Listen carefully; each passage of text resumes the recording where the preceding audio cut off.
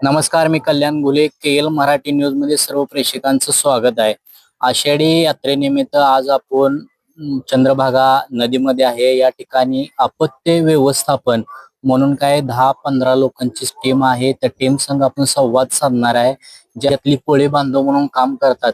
तर आता वारी आली आहे. वारीमध्ये अगदी अहोरात्र 24 तास हे लोक काम करतात. त्यांना मानधन किती आहे, त्यांना कंटिन्यू इथलं प्रशासन, नगरपालिका असेल किंवा मंदिर प्रशासन असेल, कुठला निधी देते का, पगार देते का, आपण त्यांच्याशी संवाद साधणार आहे. काल परवा शिंदे साहेब आले, त्या ठिकाणी या ठिकाणी पाहणी केली. काय कोळी बांधवाला त्या ठिकाणी धीर देण्याचा काम केले. बघूया प्रत्यक्षात. काल शिंदे साहेबांनी प्रत्येकी 10 ते 15 लोकांना एक 10,000 रुपयाची प्रत्येकी मदत म्हणून त्या ठिकाणी जाहीर केले का, ती मदत या लोकांपर्यंत पोहोचले का? आपल्या संघ बोलण्यासाठी गणेश अंकुशराव. नमस्कार. काय सांगता?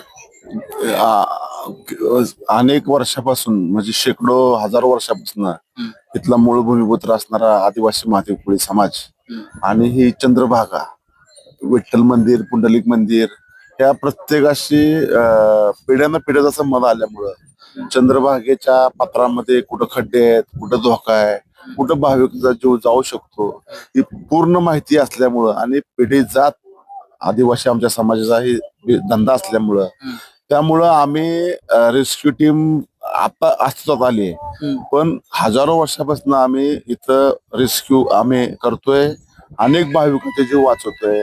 अनेक चंद्रभागेच्या पात्रामध्ये पाण्याचा अंदाज न आल्यामुळे अनेक भाविकाचा जीव गेलेला आहे. त्यांच्या बॉड्या बाहेर काढणे आणि आयल तिलावरनं पैल तिलावर सोडताना मध्ये पलीकडे पण मठ भरपूर आहे, तिकडे मठ भरपूर आहे. गोपाळपूरला जातात, इस्कॉला जातात.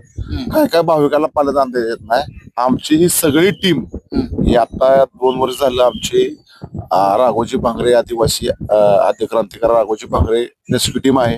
हिनं चांगलं उल्लेखनीय काम केलंय. ही टीम पूर्ण ज्या टायमाला नदीला पाणी आलं होतं त्या टायमाला या टीमचं फार मोठं काम झालंय आणि मागच्या आषाढीमध्ये सुद्धा यांनी महत्वाची भूमिका या चंद्रभागेच्या पात्रामध्ये म्हणजे पार पाडलेली आहे. आम्ही वारंवार मागणी करतोय येणाऱ्या मंत्र्यांना, मुख्यमंत्री असतील, उपमुख्यमंत्री असतील, अधिकारी असतील, की बाहेरगावच्या टीमा गोळा करण्यापेक्षा रेस्क्यू पंढरपुरातील स्थानिक उपलब्ध असणारी टीम, ज्या लोकांना इथली माहिती आहे तीच टीम नेमा आणि यांना कायमस्वरूपी चंद्रभागेच्या पात्रामध्ये मंदिर समिती मार्फत किंवा नगर परिषदेमार्फत कायमची ऑर्डर देऊन टाका, अशी आमची प्रमुख मागणी आहे. आणि विधिमंडळात सुद्धा हा विषय झालाय, पण खाली कागद येऊन मंदिर समिती जाणून बुजून चालढकल करते. मग आमचं मत काय आहे, मंदिर समितीला भाविकाच्या जीवाचं काय म्हणजे महत्व नाही का? कारण नुसती दक्षिणा गोळा करायची, पावत्या गोळा करायच्या आणि लाखो रुपयाचे दागिने विठ्ठल मंदिराला घ्यायचे आणि अनेक चुकीच्या ठिकाणी वायपट खर्च करायचा.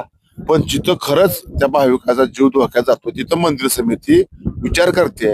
येणाऱ्या काळामध्ये आम्ही आमचं तर काम चालू ठेवणार आहे. आमच्या 200 नाव आहेत, 400 शिवमर आहेत. आम्ही कुणाच्याही आदेशाची वाट न पाहता आमचा जीव धोक्यात घालून आम्ही आमची लोक महादेव कोळी समाजाची आम्ही लोकांचे जीव वाचवतो. शासनाला खरंच भाविकाची काळजी असेल तर ही जी 15-20 लोक आहेत ही कायमस्वरूपी विठ्ठल मंदिर समितीच्या मार्फत किंवा नगर परिषदेच्या मार्फत घ्यावी. नाहीतर आमचा हा संघर्ष, आमचा हा लढा पिढ्यानं पिढ्या चालू आहे आणि भाविकाची सेवा आमच्या रक्तातच असल्यामुळं आम्ही ती सेवा करतोय, भाविकाचा जीव वाचवतोय. हे आमचं म्हणजे आमचं कुठं तर आम्ही या वारकऱ्यांसाठी उपयोग पडतोय.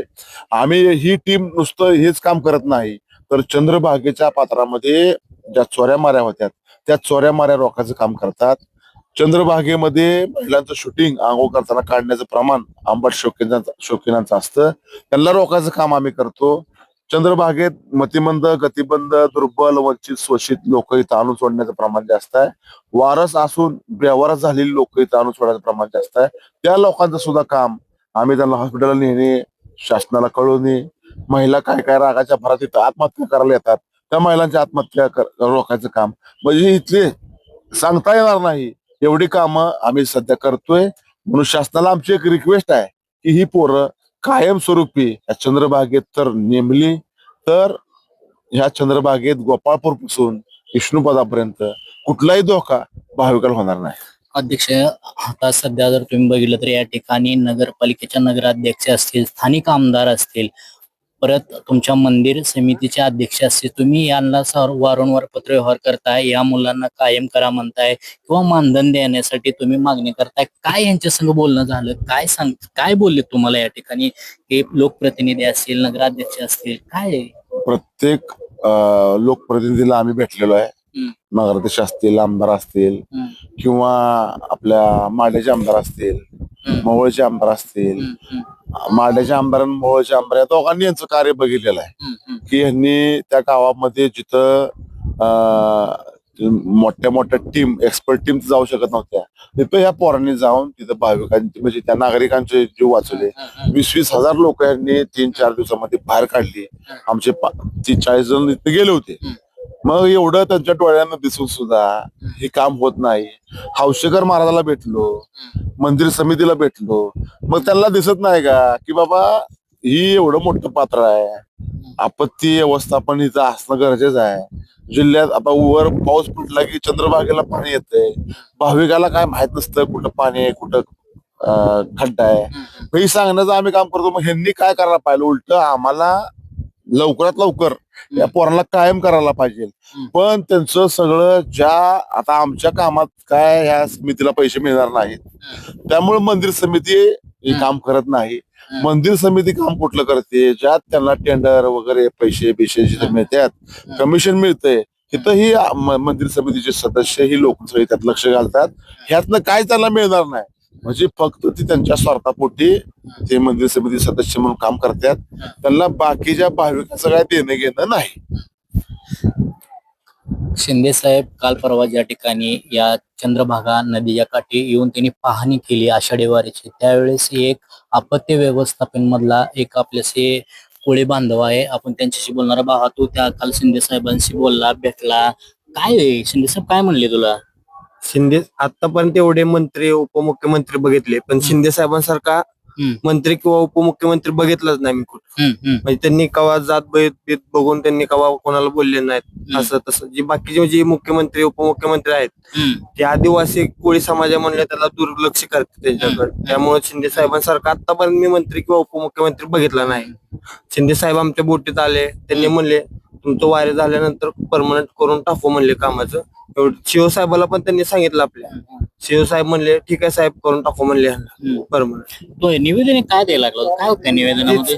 शिंदे साहेबांना निवेदन असं होतं की आम्ही पुराच्या टायमाला काम केलं, इकडं तिकडं आमच्या जीवाशी खेळून आम्ही काम करतो, त्यामुळे आम्हाला 12 महिने काम करायला घ्यावं. आता वारी कालावधी 10 दिवस किंवा अधिक महिन्यात 5-10 दिवस महिनाभर घेऊन चालणार नाही, कारण आमची पोट त्याच्यावरच आहे. जर तुम्ही 10 दिवस 5 दिवस काम करायला घेतलं आम्हाला, तर इतर टायमात आम्ही काय करायचं, आम्ही काय खायचं? कामाच्या टायमाला तुम्ही आम्हाला बोलून घ्या, तर इतर टायमाला आम्ही काय करायचं? त्यासाठी आम्हाला 12 महिने कामावर घ्यावं यासाठीच आम्ही मागणी केली शिंदे साहेबांना. शिंदे साहेब म्हणले करतो तुमचं वारी झाल्यानंतर काम. आता सध्या जर तुम्ही 10 ते 15 लोकांची पंढरपूर स्थानिकांची टीम आहे या ठिकाणी, जर तुम्हाला आता सध्या दररोज मानधन कोण देतं आणि कशा स्वरूपात असतं? आता मंदिर समिती देतं काय, मंदिर समिती देतो फक्त वारी पुरतं देतं. वारी झाल्यानंतर काही विषय नाही. वारी देताना 5 ते 10 दिवस एवढंच, लय झाले 10 दिवस. ह्या होत्या कोळी बांधवांच्या समस्या. आपत्ती व्यवस्थापनामध्ये अगदी अहोरात्र ते प्रयत्न करतात. या ठिकाणी यात्रा आली की फक्त त्यांना त्यापुरतं मानधन दिलं जातं 10 ते 15 दिवस मंदिर समितीकडून. पण ज्या वेळेस या महाराष्ट्रावर आपत्ती आली का त्यावेळेस काय कोळी बांधव पंढरपूरचे असेल 10 ते 15 लोक त्या ठिकाणी अगदी प्रशासनाने न प्रचारण जर नाही केलं तरी तुझं त्या ठिकाणी जातात. गेल्याच वर्षी आपल्या शेजारी माडा या भागामध्ये सेना नदीला पूर आला, त्यावेळेस या पंढरपूरच्या कोळी बांधवांनी अनेक लोकांचे जीव वाचवले असं या ठिकाणी सांगितलेलं आहे. येणाऱ्या काळामध्ये अगदी एकनाथ शिंदे साहेब आमचा प्रश्न सोडवतील आणि आम्हाला कायमस्वरूपी या कामावर घेतील असं या ठिकाणी या कोळी बांधवांनी व्यक्त केले. कॅमेरामन सागर वळणेसह मी कल्याण घुले, पंढरपूर.